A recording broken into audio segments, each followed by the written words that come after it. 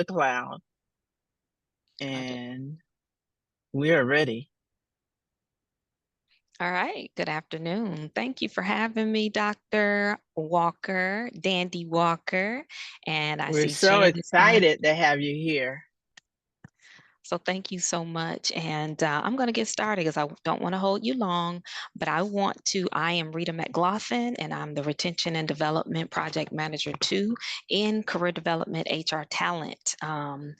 Talent management, that's what we were called in human resources for Atlanta Public Schools. And I'm going to go through a course that has been built for our Atlanta Public Schools employees.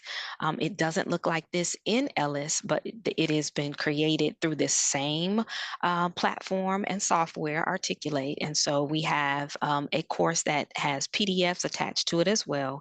And we'll give you that information at the end of this course and this presentation.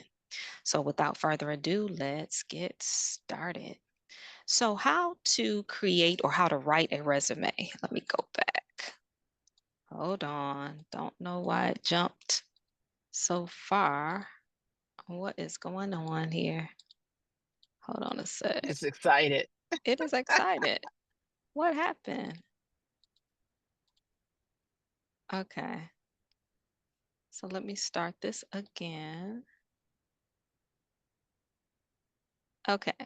So this is how to write a resume. There are two different types of writing resumes, and that is you can create a resume from scratch or you can refine your resume. And our course does is it allows you to do either one or both.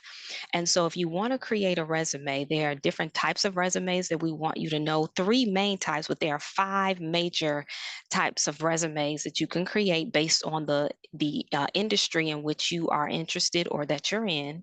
But there are three main types that employers look for. And then we have formatting rules that we're going to go through. Now, if you are someone who already has a resume and you're very proud of it, then there's a feature where you can edit your resume. You can make it stand out. You can enhance it. And then you can also advance your formatting for that. So a lot of times that will pertain to us, those of us who've been in the industry, those of us who've been in our careers, and we've gone through different trainings, but also it's for those of us who we move on and we may leave our position that we're in and go to another position and we forget to update our resume. And so this will be a great course for those who are interested in updating their resumes. So let's move forward. So just want to provide you with a welcome here. This lesson will teach you everything you need to know about writing a resume that's compelling.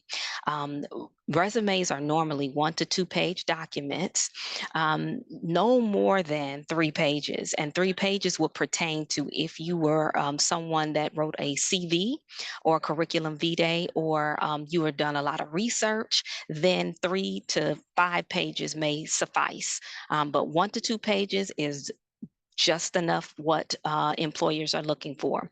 And keep in mind that employers, when they look at your resume, on average, they only spend 6 to 7 minutes looking at your resume. Only 6 to 7 minutes. And that's why things have to stand out to them. And so I'll show you as we go through this course and this presentation what's important for what needs to stand out. And so you want to make the right impression. So we're going to go through and talk about what to include in your resume, how to style your resume, and how to edit your resume. So let's get started. All right. I'm going to let you watch. This is one of our some of our recruitment collateral and retention collateral that we use, and we have access to it, and you do too. LinkedIn Learning, and this is one of our videos from LinkedIn Learning that we add, and it's such a wonderful video that talks about creating a resume. And so, without further ado, I'll let the expert. We're unable to hear Okay. her right now.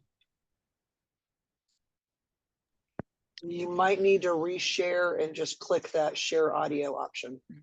That's exactly right. All right, let me stop that. And I'll go to my audio.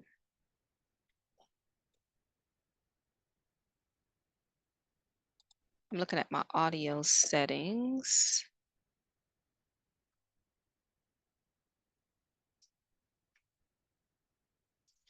Why can't I find it? Is it when you go to share screen and go to over, they've changed it. They moved it to the right-hand side. At least that's where I see it on mine, in shared screen. Mm-hmm. Hold on a second. There we go. I see it now. Okay. All right. My apologies for that. No problem. We understand.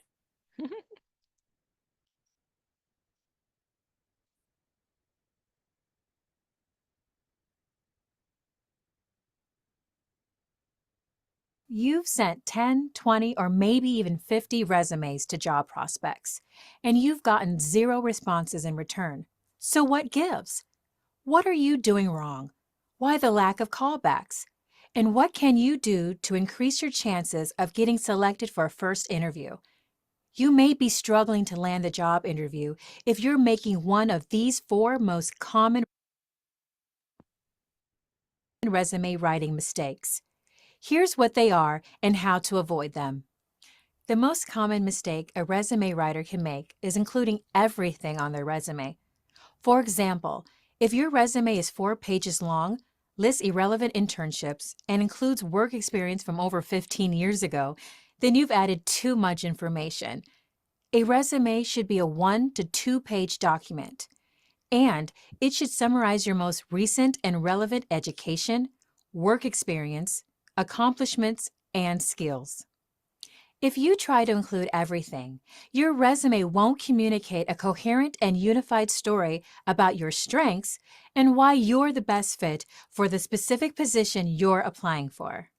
To avoid this mistake, review every line of your resume and ask yourself, does this detail directly relate to the job description or qualifications I'm applying for? If not, eliminate it. The second mistake is failing to make your resume easy for employers to scan. As much as we like to think our resumes are being carefully studied by employers, especially after the hours of work we put into creating these documents, that's simply not the reality. Most employers look at your resume for less than 30 seconds before deciding whether you're in or out. So, help them quickly find the information that will get you in. To do this, try experimenting with different forms of text emphasis. For example, you might bold, capitalize, underline, or italicize text. Or try using bullet points, line breaks, and white space to make information more digestible. Take a step back and review your resume from a visual standpoint. Is it easy to navigate?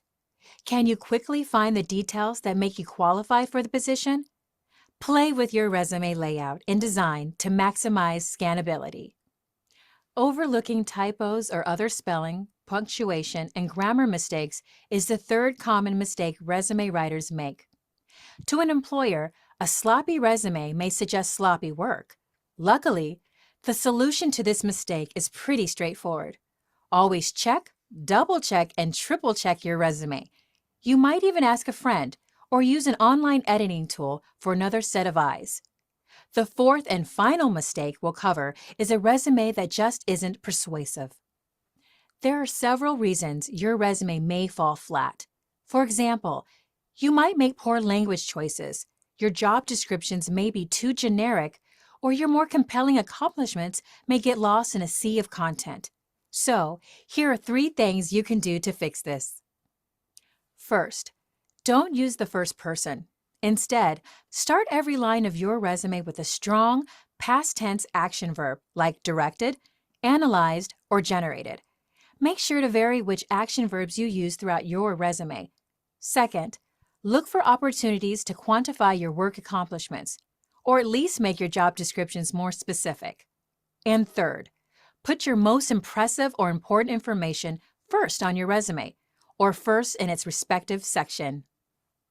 If employers aren't calling you to schedule job interviews, your resume may be a factor. Take care to customize your resume to the position you're aiming for. And follow these tips to write a resume that can help you catch an employer's attention and convince them to give you a call.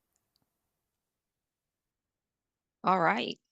So I want to lift up a few things that she said on here. And like I said, this is from our repository, our LinkedIn Learning, and we use this often when we are going out and working with our employees, especially those who are leveling up. And I want to call out a few things she said. She said recent and relevant. Those are two things that will make your resume stand out. And when you are crafting your resume or when you're updating it, you want to make sure that things are recent and relevant and that it's not crowded and doesn't have irrelevant information on there that's not conducive to where you want to go. Another thing she said, bold, capitalize. You want to make sure that things are bold that you want the employer to see, the hiring manager to see. The other thing is maximize scannability. I know firsthand, being a former recruitment manager, we get tons and tons of resumes. And so when you see that bold, your eyes go immediately to that. Capitalized items and topics, your eyes go to that. Maximize scannability is important because we spend very few moments in time on your resume. And then the last thing, marketable and persuasive. Very important to be persuasive because you don't know how many people have applied for that wonderful position. There could be 400 people who apply for that position and you're competing against those people. So you want to make sure that your resume is marketable, you are marketing yourself, and you're persuasive. All right, so let's move forward. So there are there are 5 types of resumes, but there are 3 main resumes that employers really look for. The 5 are chronological, functional, hybrid, infographic, and targeted. If you and I'll explain those to you. Like chronological, of course, is the traditional resume that goes in order. And then the functional is one that would go for someone who is transferable skills. Hybrid will be a combination and it would have both functional and chronological within it. Infographic is for those who are going into creative positions. They are just one pagers that give you high level points about them and very creative. And then that targeted is, of course, is what it says. It's the targeted skills, targeted knowledge and abilities that you will put on your resume for something quick. And I'll explain those later in the presentation. But the 3 main resume formats that we're going to focus on are chronological, functional, and hybrid or combination. So the 3 main types of resumes, let's look at those. I have no idea why this continues to jump like this. This is really interesting. I apologize.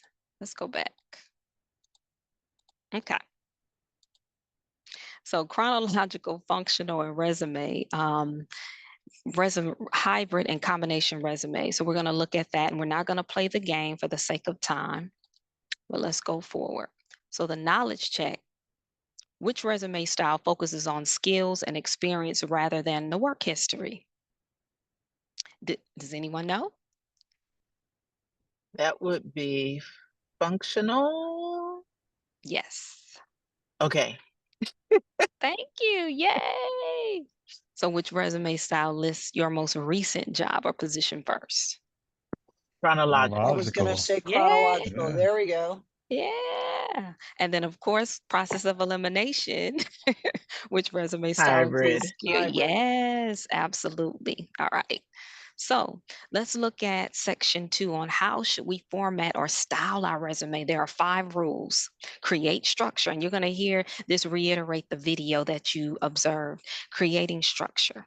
Structure is important. I can't tell you how many resumes I've received over the years and even recently when people are saying, hey, can you send this over to the staff and can you send this over to recruitment? And I'm saying, no, I can't send that because the structure, you're all over the place. And also I will say this, there's a caveat in here. When you are uploading your resume to an ATS or an application tracking system or any type of electronic system, online system, please do do not upload a Word document. We get that a lot. And what happens is the formatting is all over the place.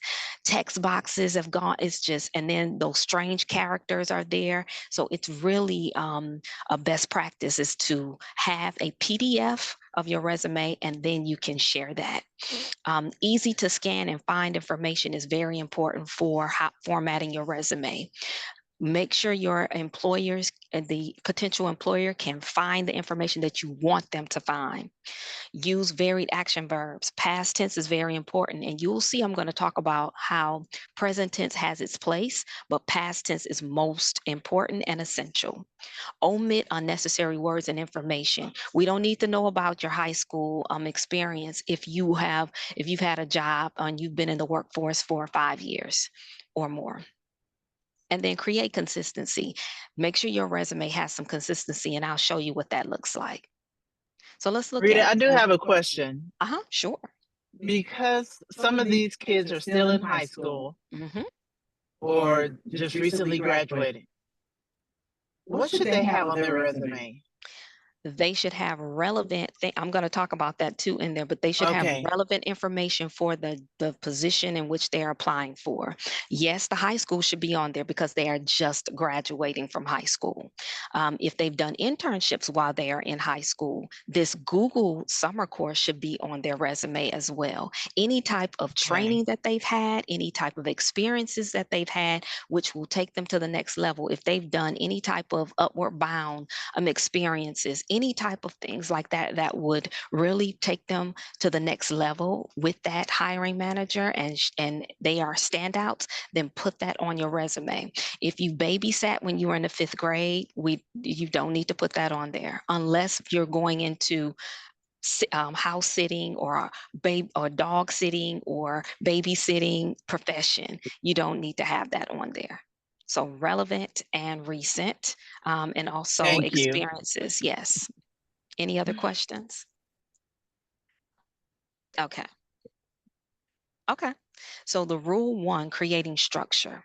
Give your resume an effective structure. So you want to put things in order. This is a chronological resume. So you'll see the profile at the top. Then you'll see their experience, the most recent experience at the top. So your resume should have your contact information. And I'll get into that a little later, where your contact information should be limited. You also should have a personal statement there that will lift you up in front of them with a strong personal statement, and make sure that it's concise.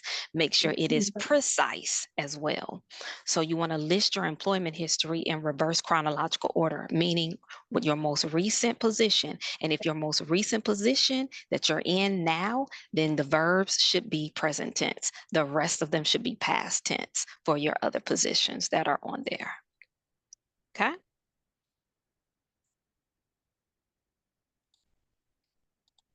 Rule 2, make it easy to find information. When you send your resume, especially if you're uploading it and you're also emailing it to someone, I'm going to look at your resume quickly, and I'm going to look for keywords. I'm going to look for bullet points because bullet points are easy to find. I'm going to look for information. And another thing that I also would caution is having your photo on the resume. Photos, we really encourage people not to put their photo on your resume, because it puts you in a position where it could put someone else, the hiring manager, also in a position of biases, or put them in a position where, if I know you, I can't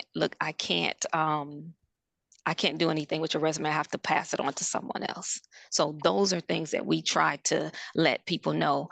Make it easy to find information, but also kind of limit when you are describing yourself. Describe your skills. Stick with your skills, your knowledge, your abilities, your experiences, not yourself as far as your culture or your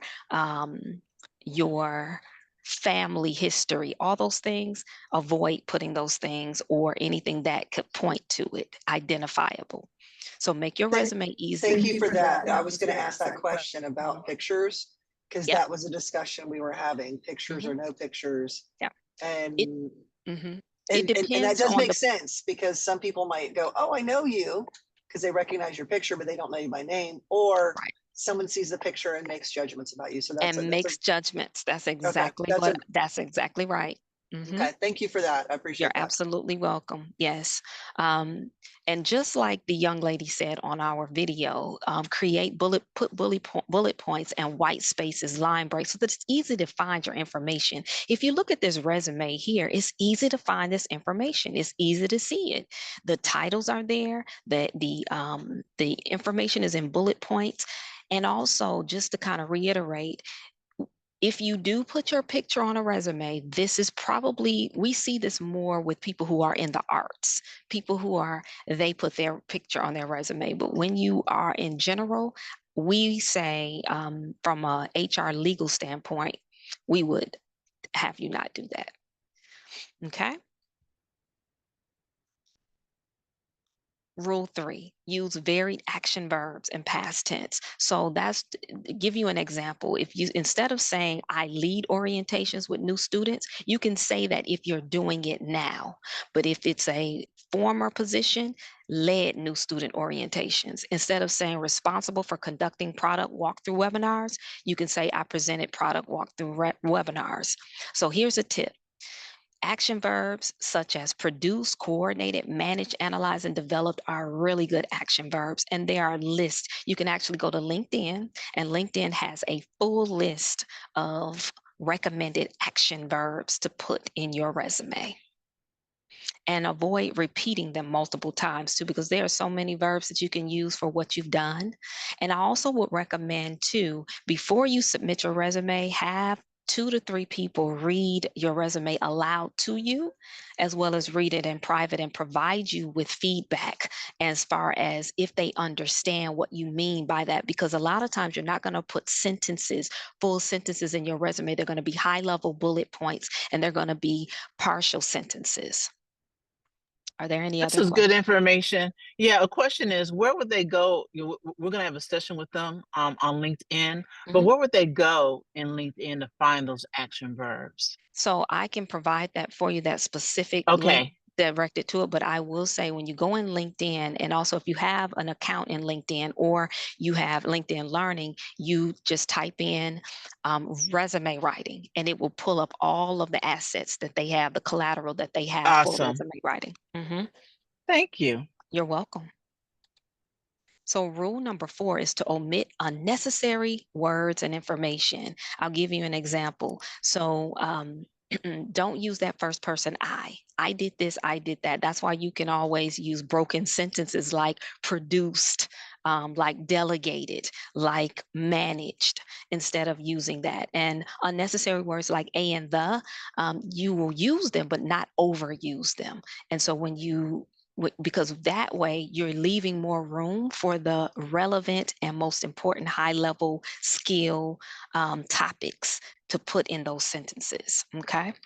And omit details that aren't directly relevant to the skills and the qualifications. So here's a tip, and I put this at the bottom. Use an editing tool like checking your grammar, like Grammarly, for wordiness or misspelled words. And also you can use tools like Microsoft Words and Google Docs to provide you with editing tools. I will, and I always say this, I caution against using AI to write your resume for you. You can use it, but you need to also allow your personality or your own understanding to redact that. If it gives you ideas, oh yeah, I do like that word that AI used. You can use that, but don't let it write your entire resume for you. Write your resume for yourself and use the AI of Grammarly to check it for you. And if they give you suggestions like 3 or 4 sentences and you read over them, you can use one and then go in that sentence and change it to what you would say in there in some of the words. Rule number 5, create consistency. If you look over here, it says to check your resume for consistency in formatting and punctuation. Formatting and punctuation are extremely important because the wrong punctuation can create the wrong impression and idea of when someone is reading your resume. So if you put a period at the end of one bullet point, put a period at the rest of the bullet points that you have in your sentence. Capitalizing something in your, make sure that that word should be capitalized. If it shouldn't, if the first letter shouldn't be capitalized, then lowercase. And you can check that. Just go in Merriam-Webster online and check it to see if it should be. Make sure you have spacing and your margins are consistent. You can look at this resume here and it shows you how everything is formatted and in line. Everything is formatted correctly. Everything has the correct spacing. They use the line breaks and everything looks like it is in order. So you want to mirror. Also, this is a good tip, and I put this here because I tell people who are looking for jobs to do this. Go on the job website. Don't just apply for the job and wait for them to send you the to interview you or to call you for an interview. Go on their website and research the company. That's important. Research their mission, their vision, research their brand personality, their style. And what you want to do is you may want to lift some of the words that they use on their website in the job that they're advertising, as well as their initiatives, and put that in your resume, because it may be a synonym or it may be a word that you have already done in your skills that they are advertising that they're looking for, and you will stand out with that. So that's something that I always provide for people. And for example, if you're applying for a creative company that values out of the box thinking, then you might take a creative risk with an untraditional resume design like the one that you see on this page. Not going to do the knowledge check. So now that we're here, choose your style. So know thyself, and don't forget the rules, and create your resume. So will it be chronological? Will it be functional? Or will it be combination or hybrid? So let's look. We're going to highlight so that you can land your dream career, and we're going to do a recap. Let's look at this resume. Wow, wow, wow. This is from a hiring manager's desk. So we have some numbers here so you can look at some of the mistakes. This is a reality check for you. Recruiters, hiring managers, and employers, they get a lot of emails. They get several resumes for a position, especially if it's a top paying position, especially if it's a position that's a remote position that's top paying, and especially if it's an innovative position that piques your interest. They're going to get tons and tons. And so you want to stand out. These are the things that will get your resume put in file 13. And when I say file 13, that means that's the trash can. Okay. Resume red flags, including your street address. We don't do that anymore. Okay. Your street address should not be on your resume. Why? We have biases. We have identity theft. And you don't want to put yourself in that situation or the hiring managers. An unprofessional email address. I can't tell you how many times I've seen unprofessional email addresses for people who want to be teachers. And I'm thinking to myself, why? You have to create a professional email address, and it also creates organization for you. So you separate your personal emails that you would get if you subscribe to certain things for professional emails, so that when people are emailing you, you have that separate email address that you can go into and you're keeping up with that. Have a professional email address that includes your name. You don't want to have something that's like, I like to sleep.com, or at gmail.com. You don't want to have things like that as your email address. Okay. Now, another thing I will say that will make you stand out is having your LinkedIn profile URL. So don't forget that. So when you create your LinkedIn profile, and also if you have a PLN, a personal learning network URL, place that on your resume at the top. Okay. This person had a broad objective. It says to obtain a position within a well-established company with an opportunity to develop and grow skill set. That is so broad. We don't know what you want. Tell us what you want. Tell us what you want to do. Okay. Another mistake is that headers are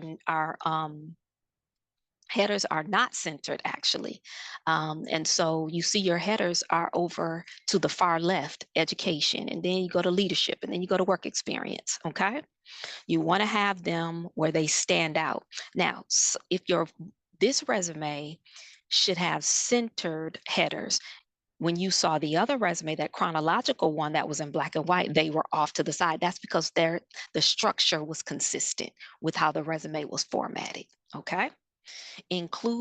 This one included high school information.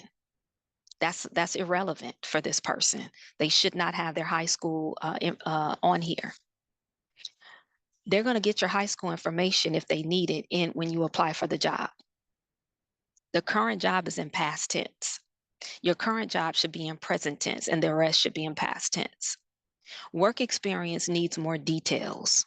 If you look at it, the work experience is just, I stock books, I manage the front desk and assisted patrons, I set up and put away program setups. What does that mean? The ninth one is a spelling and grammatical error, and you see in assisted patrons is capitalized, and it shouldn't be capitalized. Dates aren't consistent. This person doesn't have the dates consistent, meaning if you place on one job experience 2011 to 2014, then you put summer 2010 for another job. It should be consistent. Why? Sometimes employers will think that you're trying to hide something, or that you were fired from that job and you don't want to share your years or the time frame that you were at that job.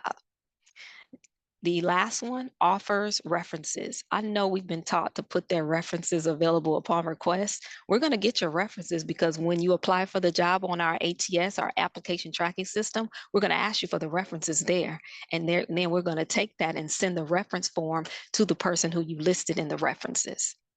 And here's a bonus. I talked about this photo versus no photo. We recommend no photo, okay? So your chances and your opportunities are broader, greater, and better, okay? Any questions?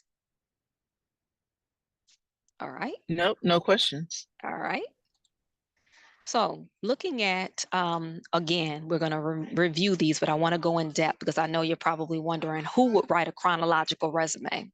Chronological will be for traditional positions, such as like going into education, a receptionist, someone going in a corporate office setting. A functional resume has transferable skills, meaning seasoned workers, people who may be retired or people who are moving into retirement, or people who have been in the workforce for some years and they're transferring those skills to another job. Like if I am technical and these soft skills, I'm a career changer, meaning if I'm a culinary arts or an architect or a mechanic and I'm going into another position such as teaching, I would use a functional resume. I would create a functional resume. Combination resumes are professionals who want to highlight their skills and abilities with diverse backgrounds, meaning creators, designers, and artists. All right. My final thoughts. Keep your resume simple, just like this one on the page. Keep it simple. Always compose a cover letter. And I say this to everyone. This is my recommendation. Always compose a cover letter with your additional skills that would not fit on that resume. Why? Because you're going to follow up after you upload your resume to the ATS or the application tracking system. And after you send that resume in an email, you have that cover letter attached to it, because what you're going to do, you're going to stand out. Be prepared to send that cover letter to them. And remember to include what? Most recent professional learning. A lot of us forget this, and I'm saying to all of my colleagues on this call, as well as anyone else, we always forget to add our professional learning and development courses that we've taken. We will go through 4 years of all this wonderful professional learning, and we don't add and update our resume. We should be updating our resume every year. Because if you go through professional learning and you have badges and you have micro-credentialing, add that to your resume. So And then, question, Rita, where would we add that to our resume?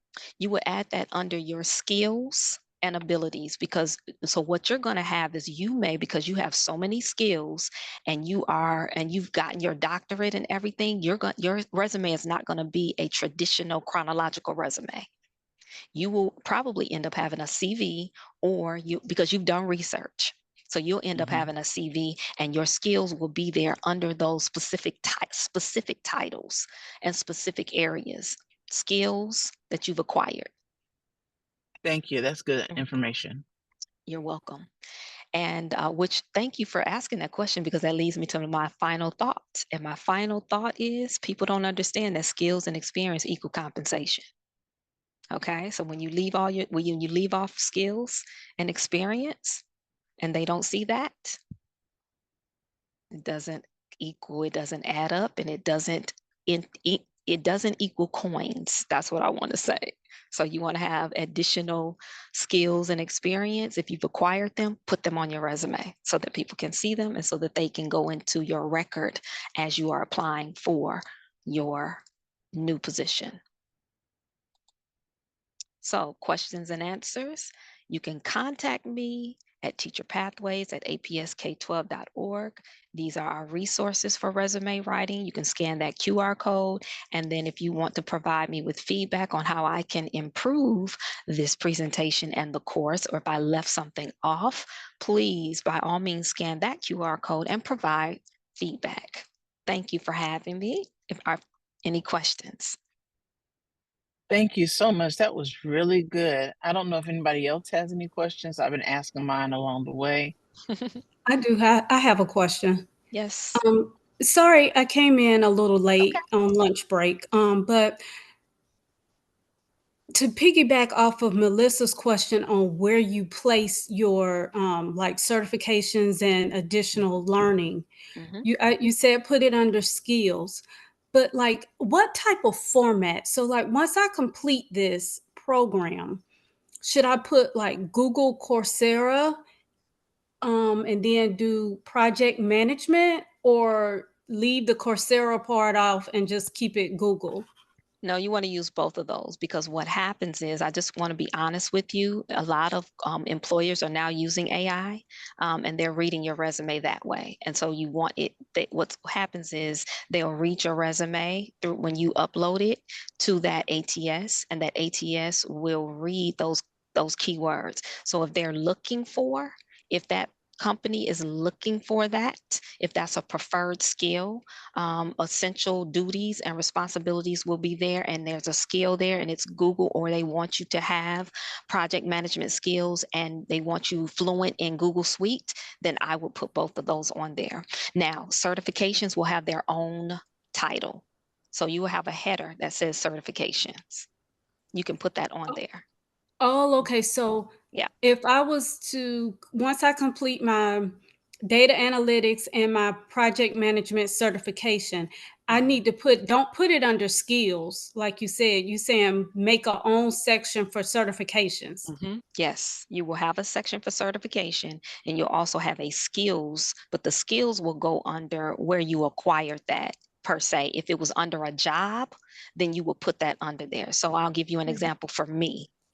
I put my certification because I'm a teacher, and I'm a former teacher as well. And so I'm certified not only in teaching, but adult learning. I have certification for adult learning and instructional development and design. So those skills go under this position that I'm in, because I acquired them under this position. Okay. So I'll put the skills that I acquire from it. So what kind of skills did I acquire from going through that certification? Those go under this position. My certification alone would just say certification, and then I'll say instructional development and design, certification in social studies, middle school social studies, certified in gifted teaching K-5. Those are my certifications, but the skills that I acquired from going through that certification will go under the position in which you were in when you acquired them. Understood. Thank you. You're welcome. Mhm. And we can always do a part 2 where I can break that down too. Okay. I'll make sure that I ask the students what they want. Okay. Any other questions? No question. I just wanted to comment and say this has been very beneficial. Refreshing my resume based on this feedback, honestly. But this has been really good. So thank you so much for sharing your knowledge and your time. You are so Yes, welcome. thank you. You are so welcome. Did you want to stop the recording? Let me stop it.